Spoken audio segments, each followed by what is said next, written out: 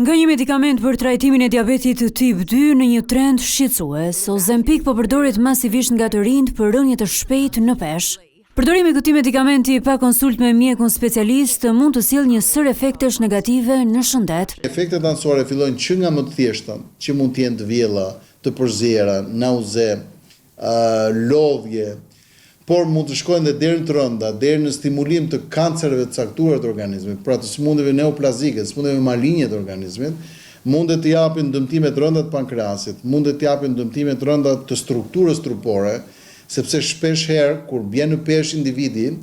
humbet dhe masë muskulare. Por cilat janë arsyet që kanë çuar në përdorimin kaq masiv të këtij medikamenti? Shtysa bazë, pse ka ardhur në përdorim kaq masiv, ka qenë që meqense është një medikament për diabetik dhe kur është përdorur te personat diabetik që kanë qenë mbi peshë dhe obez, pra që është forma më e rëndë e mbi peshës,